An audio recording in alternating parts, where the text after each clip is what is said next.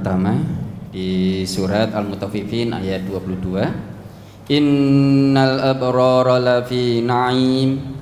Sesungguhnya orang yang berbakti itu benar-benar berada dalam kenikmatan yang besar, yaitu surga. Apakah kata al-abrar, orang yang berbakti ini bisa dikatakan sebagai orang yang beriman juga? Sesungguhnya orang yang berbakti itu benar-benar berada dalam kenikmatan yang besar atau surga. Bagaimana yang dimaksud dengan berbakti tersebut? Bagaimana jika kedua orang tua sedang bertengkar dan kadang tidak saling tegur sapa beberapa hari, dan saya biasanya berpihak kepada ibu saya, mengingat dengan sebuah hadis Rasul yang menyebutkan ibu 3 kali lalu baru ayah. Kadang bertengkar tentang apa itu saya tidak paham detailnya, karena jika saya tanya pasti jawabnya halah cek cilik rasa ngerti. Bagaimana sifat yang benar menanggapi hal tersebut Ustadz? Mohon penjelasannya. Al-abrar itu jamak dari al-bar. Al-barru. Al-barru itu orang yang beriman yang banyak kebaikannya. Jamaknya abrar. Kan ada tak orang yang ngaku beriman tetapi tidak punya kebaikan karena malas untuk berbuat baik, maka itu tidak termasuk abrar karena hanya ngaku iman saja.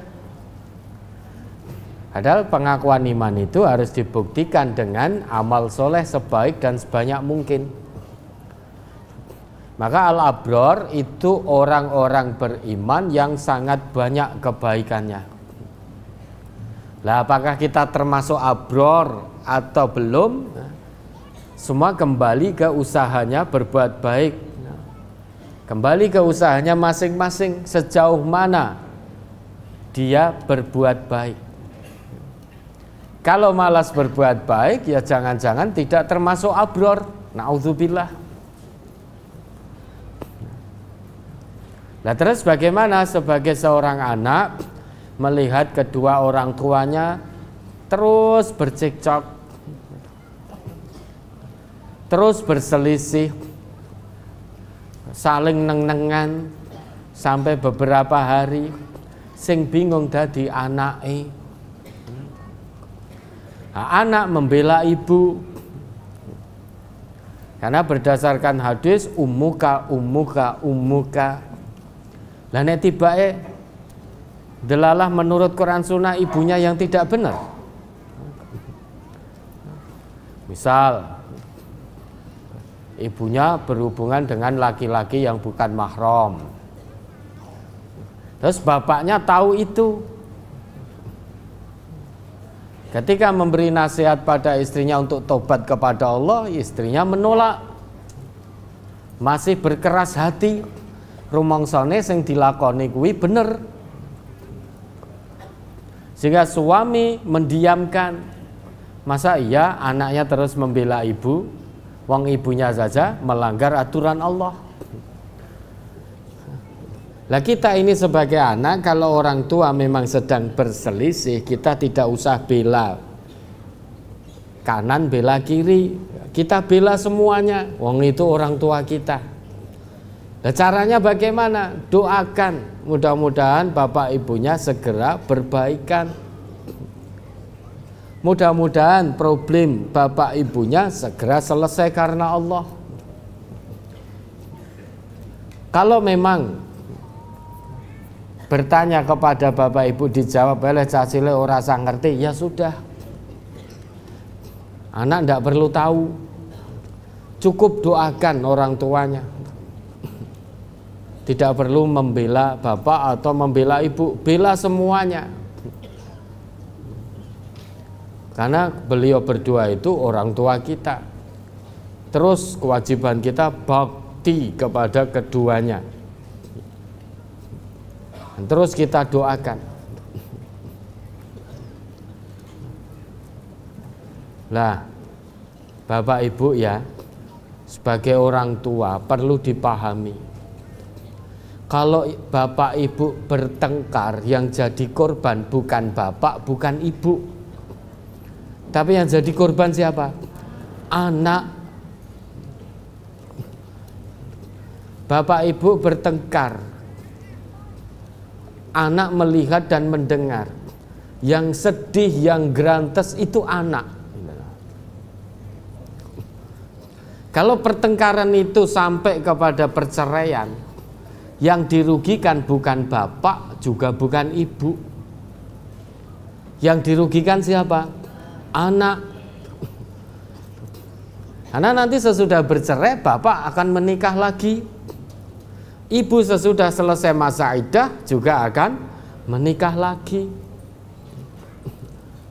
Tapi kalau anak sampai mati, orang tua kandungnya ya bapaknya ya ibunya itu tadi.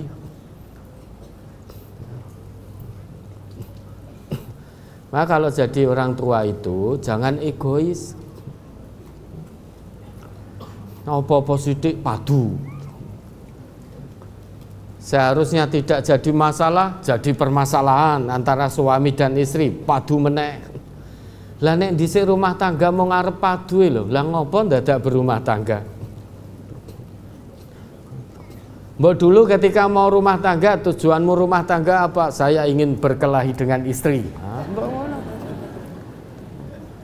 Kamu apa tujuanmu untuk rumah tangga? Saya ingin cekcok dengan suami saya. Mbok begitu dulu. Ini suami istri, dia orang Islam, membangun rumah tangga, membina rumah tangga, tapi kok terus padu terus suami istri, ini tidak ngerti tujuan rumah tangga menurut Allah. Rumah tangga Islami itu tidak diwarnai dengan cekcok terus menerus. Kalau ada perselisihan antara suami dan istri itu wajar. Tapi perselisihan rumah tangga Islami solusinya larinya kepada Allah dan Rasulnya. Bukan lari kepada ego suami, bukan lari kepada ego istri. Kalau larinya ke ego masing-masing, api ketemu api, bulat-bulat itu sudah.